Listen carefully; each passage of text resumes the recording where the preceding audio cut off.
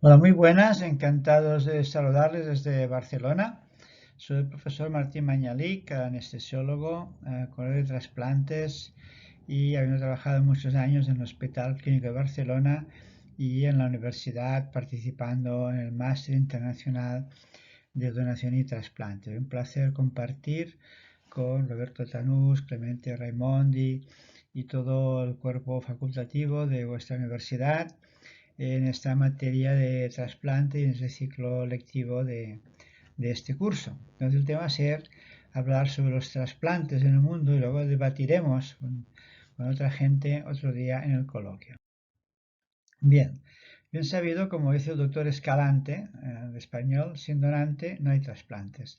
Y vemos en este mapa de la Organización Mundial de la Salud que en muchos países, en África, en Asia, Latinoamérica también, pues no hay suficientes donaciones para llegar a la autosuficiencia en el nivel de órganos y tejidos.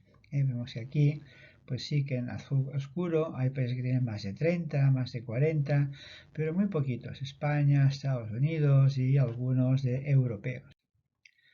Bien, el total de trasplantes que se realizan en el mundo son 157.000 y eso representa solo un 10% de las necesidades globales que necesitamos, a pesar de que todavía el 39% de los trasplantes de riñón son de donante vivo y el 24% de donante cadáver. ¿Y eso por qué es? Porque del total de personas que mueren en el mundo, solo 41.000 son donantes cadavéricos. Algo ha cambiado, ¿no? Que de estos 40.000, 32.000 son donantes en muerte encefálica y 9.000 donantes en asistolia. O sea, la donación en asistolia está aumentando y representa ya más del 22% del total de donaciones en el mundo.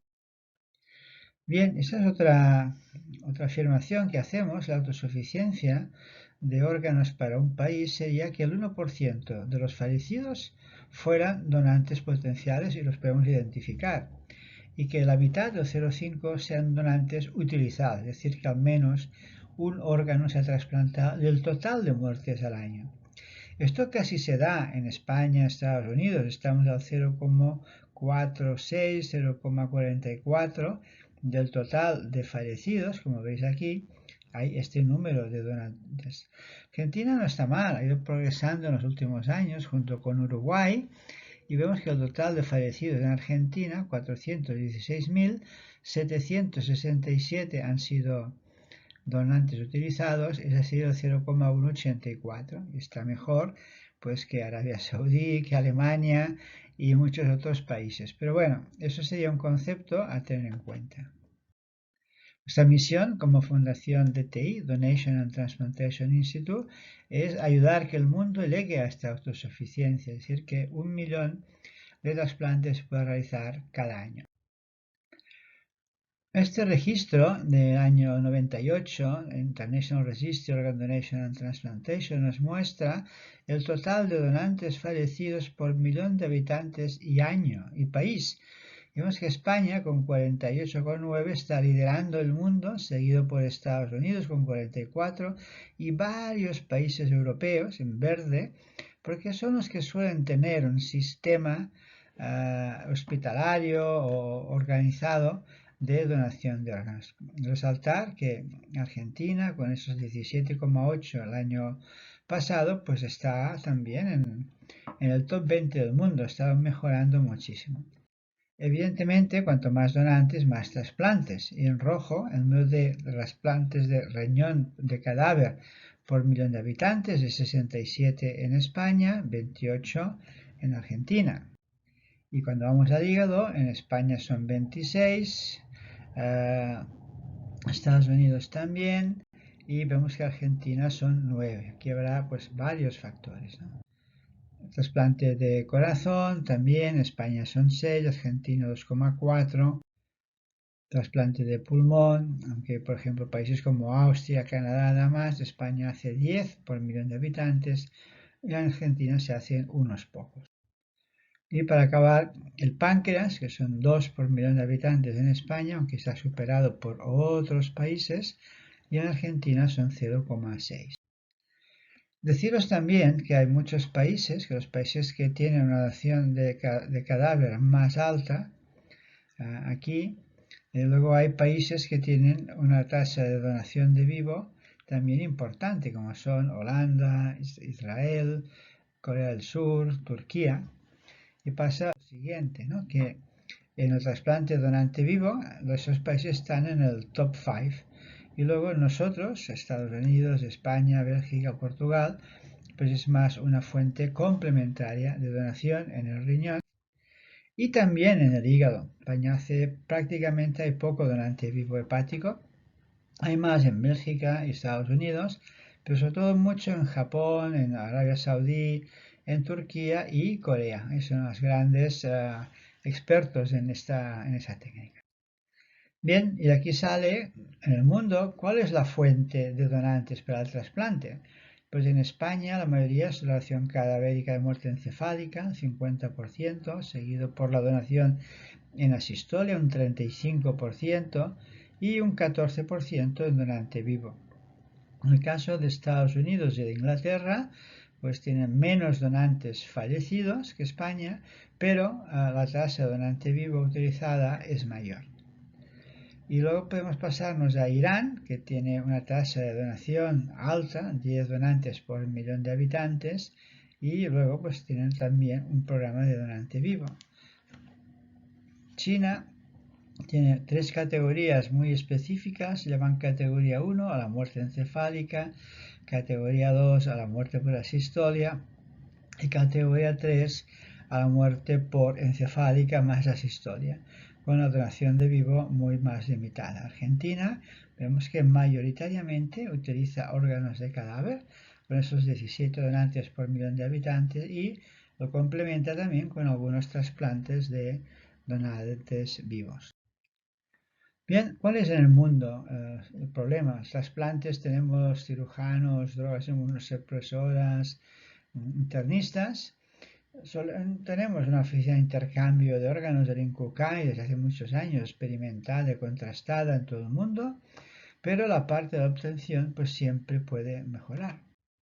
Así es como nacieron dos modelos básicamente, el modelo americano, que es una organización independiente de los hospitales y de los programas de trasplante, que se encarga de buscar en este territorio todos los posibles donantes.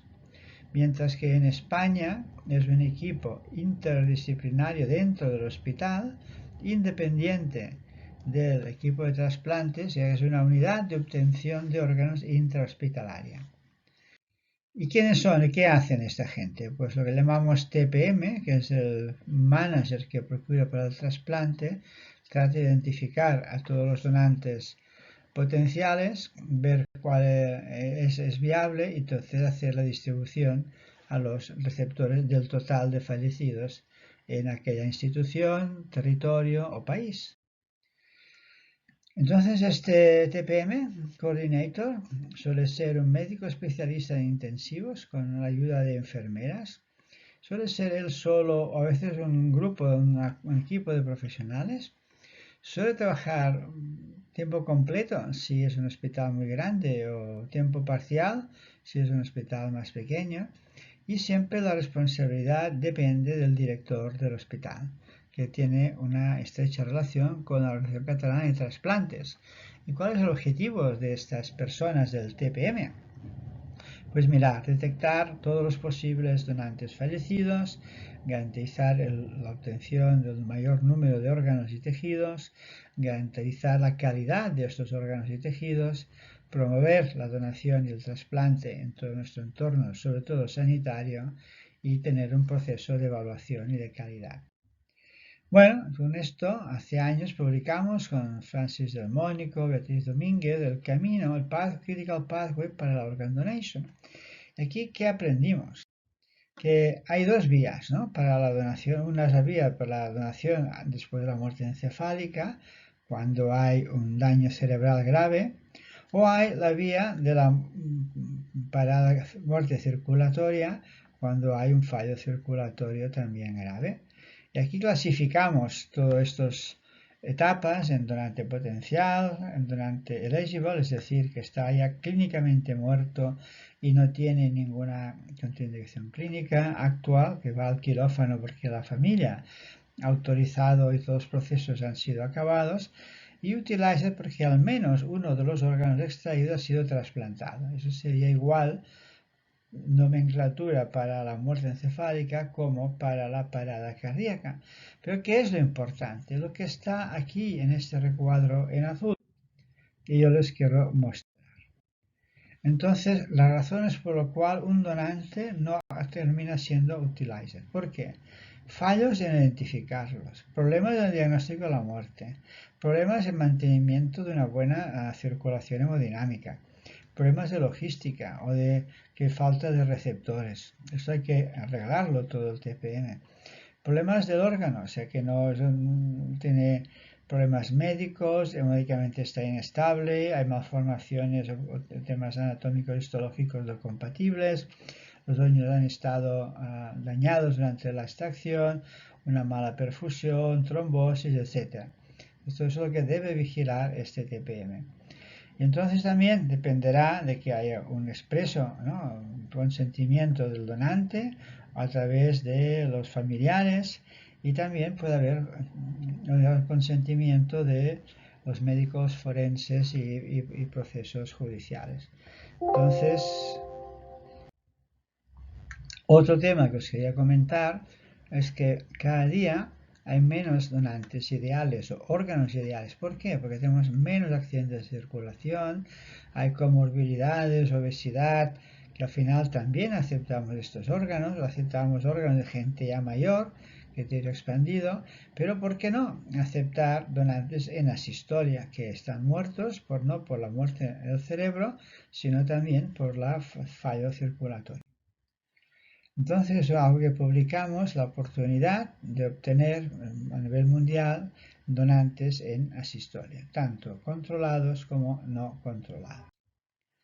¿Por qué? Porque de los 55 millones de personas que mueren al año mueren cada año, el 10 millones son enfermedades transmisibles, pero nos quedan 15 millones, sobre todo son enfermedades cardiovasculares.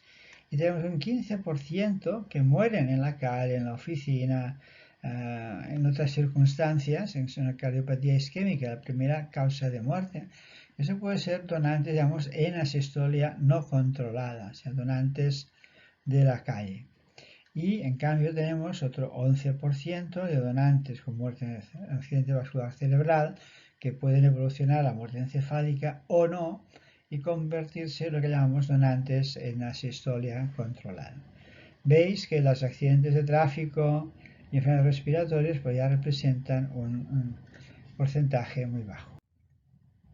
¿Y dónde están esos donantes? Pues bueno, los no controlados están fuera del hospital, porque hay una muerte o porque hay un paro respiratorio no recuperado y su cuerpo llega al hospital, se certifica la muerte y luego se empiezan unas técnicas de perfusión de estos órganos. Otra vía puede ser alguien que está en la UCI, con lo que no es futile cuidarlo, o sea, ya no tiene sentido prolongar este tratamiento, y con la limitación del esfuerzo terapéutico se declara la muerte y también se pueden perfundir los órganos. ¿Vale? Y otra forma sería alguien que está en muerte encefálica y que cuando tiene un paro cardíaco también puede ser posible donante. Y desde hace 3 años en España, con la nueva ley de eutanasia, podemos combinar el deseo de una persona, ¿no?, a morir con el deseo de donar. Bien, en este ranking del IRODAT en azul, donaciones en muerte encefálica, pues que vemos que ya aparecen en rojo países que han iniciado ya programas de asistolia, ¿vale? Entonces aquí pues vamos a ver cómo se desarrolla. Entonces vemos que España está liderando los donantes por asistolia por millón de habitantes y los Estados Unidos, y otros países como Bélgica, Holanda, Reino Unido, etc. Y Argentina ha iniciado alguna actividad. Bien, nosotros en Hospital Clínico tenemos la suerte de haber empezado en el año 1985 primeros datos de no controlado y en azul veis pues se ha seguido haciendo hasta la actualidad, pero en el año 2014 también empezamos la asistencia de controlado. Entonces total pues son casi 40 casos al año en nuestro hospital. A nivel español veis que en azul es el número de donaciones por muerte encefálica y ha pasado de 32, 33 por millón de habitantes a 27. En cambio, las donaciones en asistolia os ha pasado de 1 por millón de habitantes a 21. El total pues hace las 48 donantes por millón que tenemos en España. Y eso ha permitido pues que el número de donantes haya subido a más de 1000 donaciones en asistolia. En España tiene casi 50 millones de habitantes y la mayoría en controlada, y este es 41 de caso de eutanasia. Bien, ¿qué han permitido estos donantes en asistolia? Pues trasplantar muchos riñones, muchos hígados, muchos pulmones, corazones y páncreas. O sea, casi más de 2.200 trasplantes de largo en España se realizan con donación en asistolia, es decir, 13.800 trasplantes desde el inicio de los programas. Déjame explicar algo que también nos hemos preocupado en los últimos 20 años, ha sido la donación viva, del donante vivo. Entonces, el donante hay que protegerlo, hay que seguirlo, hay que registrarlo, y eso ha sido todo de proyectos para mejorar estas prácticas. Entonces, nuestro papel, como el TPM, es de evaluación médica, ética y legal del proceso, viendo el riesgo biológico de este donante, asegurándose que es una donación altruística, cómo será la situación social y económica de esta persona después de la donación, para seguir trabajando, manteniendo su familia o haciendo su actividad normal, cómo obtener este consentimiento informado y después cómo registrarlo a nivel judicial. Esto nos llevó a crear un modelo de registro con 3 niveles. Uno obligatorio, donde sabemos del donante, la nacionalidad, dónde vive, qué relación tiene, etc. Y otro más recomendado, que es el nivel médico, ¿no? Como está a nivel clínico, post-donación, este donante, sin convertirlo en un paciente, sino solo saber que su función renal, hepática está bien. Pero también hemos preocupado como un nivel de excelencia en programas de calidad, saber cómo está su grado de satisfacción, su estado psicosocial y la calidad de vida. Eso nos lleva a un grupo, una reunión que hicimos en Barcelona con todos los expertos de Michigan, de Boston, y llegamos a esta conclusión, que los programas de alta calidad en donante vivo tenían que ser seguros, tener un programa de calidad y transparentes. Lo quiere decir tener registros de los donantes vivos, hacer long term, seguimiento a largo plazo de los donantes de riñón y de los donantes de hígado, hacer sistemas de protección, pasar todos un comité ético y legal y estos indicadores de calidad para los centros. Bien, otra medida muy importante en el mundo para mejorar los trasplantes es la educación, sobre todo de los profesionales de la salud y de los especialistas, sin descuidar, ¿no?, la sociedad, que también debe estar informada, y sobre todo los medios de comunicación, que si están bien aliados con nosotros pueden ayudarnos a transmitir las buenas prácticas. Bien, nosotros hemos sido afortunados el año 91 haber entrenado a más de 20.000 personas de 113 países con distintas modalidades, ¿no? Un modelo de presencial, un modelo de, dijéramos, online, o bien a través de un modelo de máster. En la metodología docente es el ciclo de David Cole, o sea, las personas como ustedes tienen ya unos conocimientos, luego reciben un libro, unos materiales, unas charlas y se capacitan, luego hacen unas prácticas y simulaciones, entonces tienen más expertise y al final pueden transmitir todos esos conocimientos a su práctica diaria, ¿no? Bueno, esos son temas de Action Learning y red virtual que implementamos durante la pandemia, pero siguen utilizando con gafas de realidad virtual. y o también en nuestro máster, que ya lleva muchísimas ediciones desde 1994, con todo su recorrido, ¿no?, de obtención de órganos, de calidad, liderazgo y gestión e innovación, o puede ser también de trasplante de órganos o de tissue banking y células y advanced cell therapy. Bueno, ¿ha tenido buen impacto esta formación sobre la donación? Entonces vamos a ver en estas gráficas que veremos a continuación cuantas más personas, número de participantes por país y la tasa de donación. Entonces no será solo por esto, pero puede también influir. Entonces vemos, por ejemplo, que en España, que empezamos la formación en el año 91 con 20 donantes por millón, hoy estamos a 49 y hemos formado ya cientos de personas, ¿no? Vemos que eso también ocurrió en Italia, que hemos hecho muchísima formación, casi más que en España, también en Portugal, que está en el top 5 de la donación, en Eslovenia, en Croacia. Y no solo en Europa, sino también en Tailandia, uno de los países con una tasa de donación más alta en el mundo asiático, por eso esta charla de los trasplantes del mundo. Pero también aprendimos y aprendieron en Irán en crear estructuras donde dentro del hospital hay una unidad de obtención de órganos independiente de los equipos de trasplante, o en China cambiaron la práctica de los donantes tradicionales a la práctica occidental, creando también estas organizaciones de obtención de órganos. O en Emiratos también con un sistema mixto de americano y español, con gente de los, ¿no? Entonces vemos que en Irán, pues después de la visita en España 2001, Ministerio de Salud, etcétera, etcétera, formación allí, pues ha ido aumentando su tasa hasta, pues, bueno, hasta 12, 14 donantes por millón de habitantes, ¿no?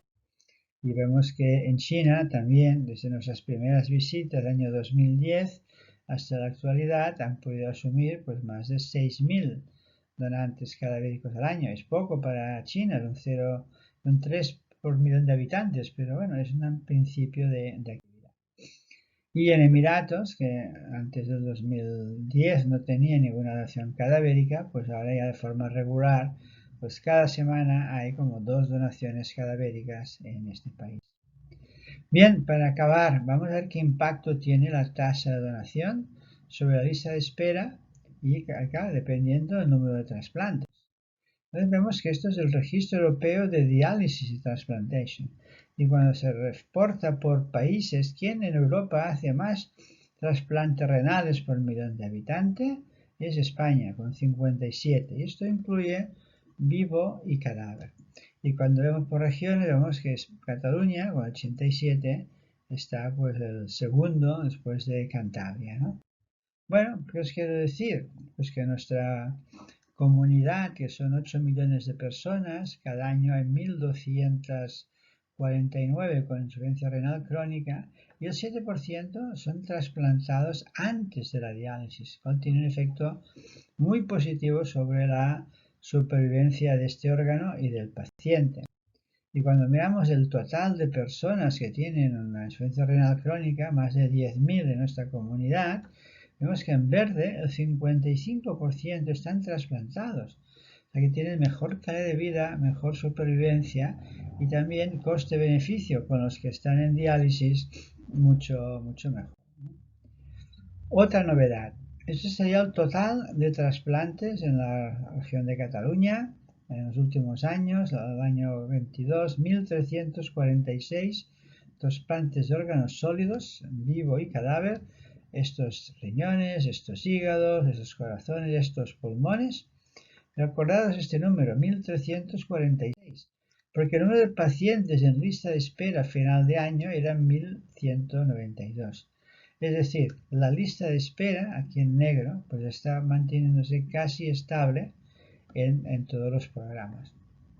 Incluso para el programa hepático, con la mejora en el tratamiento de la hepatitis C, pues se ha reducido mucho el número de pacientes esperando un órgano de fallecido. ¿Y por qué? Pues porque el número de donación cadavérica también aumentó, fueron 357 donantes reales en el año 22, pero gran novedad, 45%, 164 de muerte encefálica, pero 193, 54% de muerte en asistolia. O sea, por primera vez la donación en asistolia ha superado a la donación en muerte encefálica, o sea que es algo a tener en consideración. Bien, eso sería la práctica de la eutanasia más las donaciones. Este año hay 15 casos, son 56 trasplantes realizados. Y deciros que este sería el benchmarking de todos los hospitales que pueden hacer donaciones en nuestra comunidad, ¿no? En Cataluña.